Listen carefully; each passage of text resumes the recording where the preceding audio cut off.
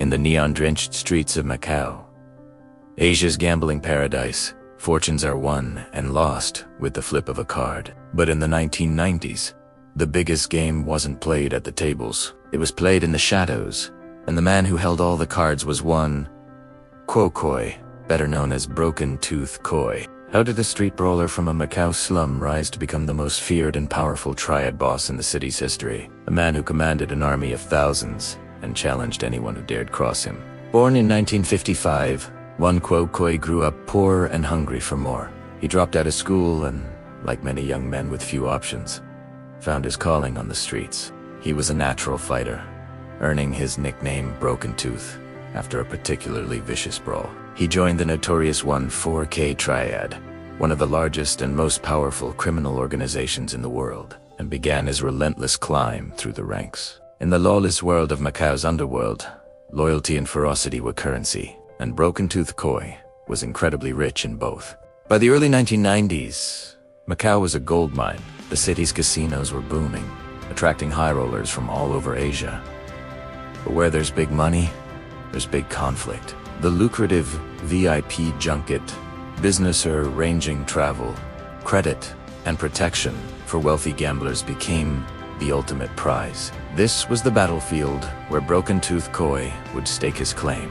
He saw the junkets not just as a business, but as the key to controlling the entire city. His 14K faction went to war with rival gangs, like the Sui Fong and the Wo Xing Wo, for control of the casino floors and the immense profits they generated. The mid-90s saw Macau descend into chaos. The streets became a war zone. Ambushes in broad daylight, drive-by shootings with AK-47s, and brutal turf wars were common. It was a period of unprecedented violence, and at the center of it all was Broken Tooth Koi. He wasn't just a gangster, he was a general leading his troops. His reputation for ruthlessness was legendary. He outmaneuvered, outfought, and intimidated his rivals into submission, one by one. By 1997, as the Portuguese prepared to hand Macau back to China, Broken Tooth Koi had effectively won the war. He was the undisputed king of Macau. At the height of his power, Broken Tooth was more than a crime boss. He was a celebrity. He craved the spotlight. He drove flashy sports cars, wore designer clothes, and threw extravagant parties. He granted interviews to international news magazines, openly boasting about his power and influence. He wasn't hiding in the shadows. He was basking in the limelight, a modern-day godfather who wanted the world to know his name. This brazen attitude was unlike any triad leader before him. His audacity reached its peak in 1998 when he financed and produced a full-blown autobiographical film called Casino. He even played a cameo in it. The movie was a slick, action-packed glorification of his life, portraying him as a street-level hero who fought for his territory and his honor. The film's premiere was a massive event in Macau. It was a bold declaration to the world, and especially to the incoming Chinese authorities, that he was the one in charge. The film was both a monument to his ego and a fatal miscalculation. This public display of power was a direct challenge to Beijing, and it was a challenge the authorities could not ignore. The final straw came in May 1998, just hours after the premiere of Casino.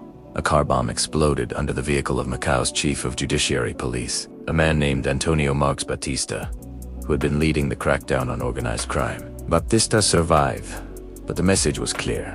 It was an audacious attack on the rule of law itself. Within hours, authorities moved in. Broken Tooth Koi was arrested. His trial was a media sensation. Despite his claims of innocence, the evidence of his reign over the Macau underworld was overwhelming. In November 1999, just a month before the official handover of Macau to China, he was convicted on charges of loan sharking, money laundering, and leading a criminal organization. He was sentenced to 15 years in prison. The era of the gangster king was over. The message from Beijing was loud and clear. There would be a new order in Macau, and it wouldn't include flamboyant triad bosses. Broken Tooth Koi was released from prison in 2012. He walked out into a Macau that was completely transformed. The violent gang wars were a distant memory, replaced by a sanitized, corporate-driven gambling industry dominated by international casino giants. The old ways of the triads had been swept aside. Koi has since tried to rebrand himself as a legitimate businessman, involving himself in cryptocurrency and various ventures across Southeast Asia. But his past continues to cast a long shadow. In 2020, the US Treasury Department sanctioned him for his activities, labeling his new ventures as fronts for illicit operations. The story of Broken Tooth Koi is a fascinating chapter in the history of Macau. It's a tale of ambition, violence, and incredible hubris. He was a product of a unique time and place, a lawless frontier city on the cusp of monumental change. He rose from the gutter to become a king, only to have his kingdom crumble when he flew too close to the sun. His reign was short, but its impact was explosive, forever marking the final, chaotic days of Portuguese Macau, before the dawn of a new era. Thank you so much for watching. What do you think of this incredible story? Let me know in the comments below. If you enjoyed this dive into the underworld, don't forget to hit that like button, subscribe, and turn on notifications so you don't miss our next video. See you next time.